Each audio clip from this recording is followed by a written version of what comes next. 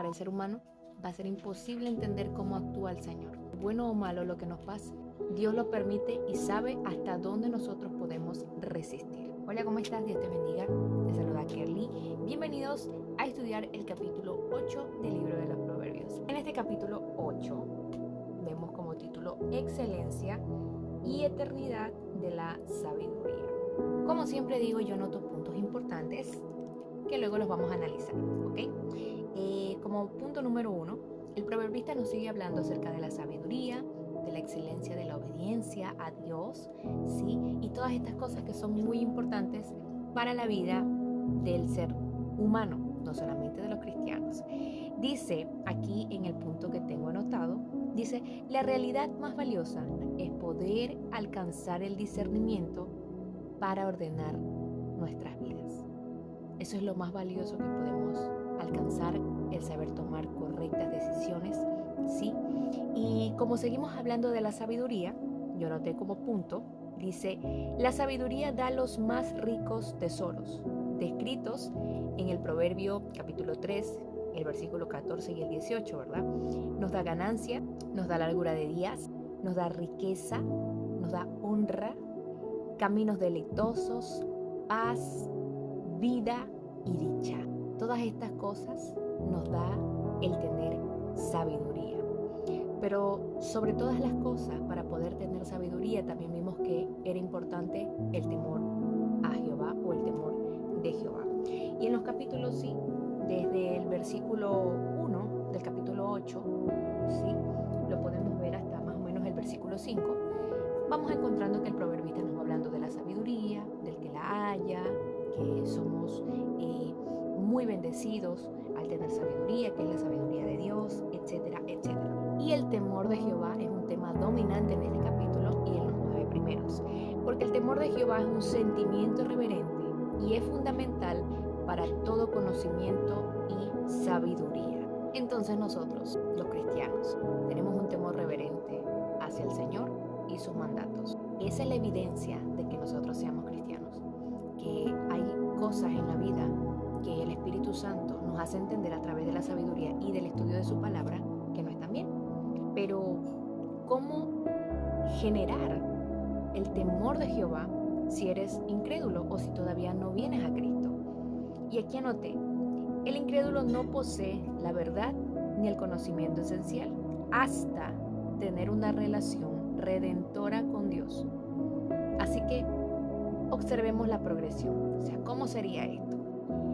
Primero, si no eres cristiano aún, tienes que tener una enseñanza acerca de Dios. Segundo, un aprendizaje acerca de quién es Dios.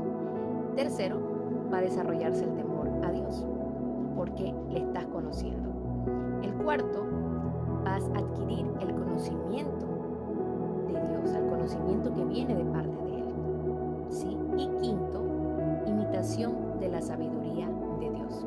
Esa sabiduría que viene de Él, que nos enseña a decir no ante la tentación, no ante las cosas malas y no dejarnos llevar por los caminos deleitosos, por las cosas que nos pueden llevar a la muerte, ¿sí?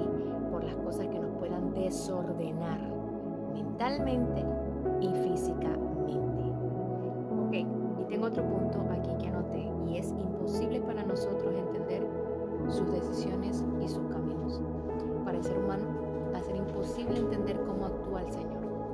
Pero cuando nosotros abrimos la Biblia, su palabra, comenzamos a leer sobre quién es Él, sobre cómo actúa, sobre cómo el Señor se presenta ante nosotros como el Dios soberano, como el Dios que provee, como el Dios que sana, como el Dios que levanta, como el Dios que restaura, nosotros comenzamos a entender que bueno o malo lo que nos pase, Dios lo permite y sabe hasta dónde nosotros podemos resistir, porque Él nos creó y porque Él tiene todo bajo control. Se dice que Él pone reyes y quita reyes, que ni una hoja de un árbol cae si no es por su voluntad, que ni un pajarillo cae a tierra si a Él no le place. O sea, todo lo que pase, bueno o malo, puerta abierta o puerta cerrada, el Señor lo permite.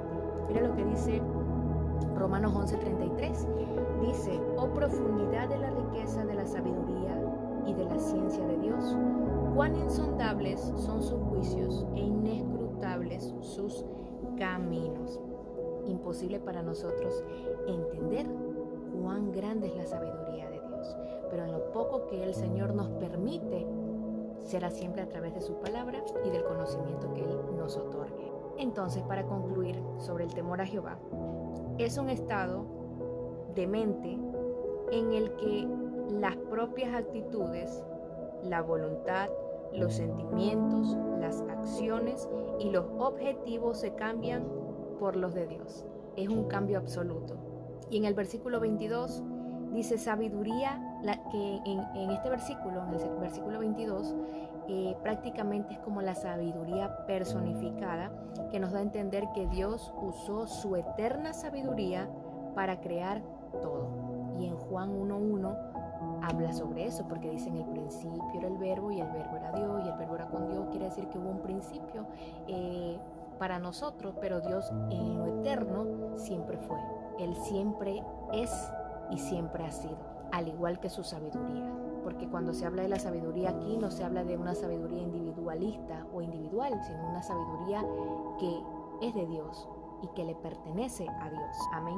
Y el versículo 24 al 26 es un paralelo, ¿sí?, que habla sobre el relato de la creación. O sea, la sabiduría estuvo siempre con Dios. Él creó los confines de la tierra, y este versículo hasta el 30 habla de el Dios arquitecto, el Dios creador, porque habla de que Él puso límite al mar, y esto es maravilloso porque el mar tiene un límite. Cuando vamos a la playa podemos ver que hay un límite que no se cruza, ¿sí? Que Él creó todo lo que vemos, todo lo que existe, y este es el Dios maestro y arquitecto, ¿sí? Hasta el versículo 30. Entonces, todo el que rechaza la sabiduría actúa amando la muerte. Proverbios 3:18. Árbol de vida es aquel, ¿sí?, que retiene la sabiduría. Dice la palabra que nosotros somos como árbol plantado junto a corrientes de agua viva, que dan fruto, ¿verdad?, a su tiempo, y que su hoja no cae. Cuando nosotros tenemos sabiduría de parte del Señor, podemos ser ese agente por donde el Señor entregue algo a otra persona y otra persona pueda comer o beber de aquello que le estamos entregando, que es palabra del Señor. Amén. Cuando se habla de árbol, para muchos de los que dirán, pero ¿por qué árbol? Es una metáfora, por cuanto fue la sabiduría el fundamento donde inició la creación.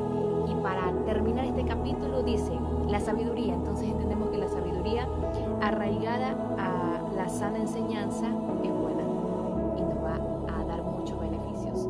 Reposa en la confianza de Dios porque es de Dios, recompensa a los que la obedecen, su importancia es clara. Entonces necesitamos de su sabiduría para todo lo que requiere en nuestras vidas. Padre amado que estás en los cielos, Señor, te doy gracias por la persona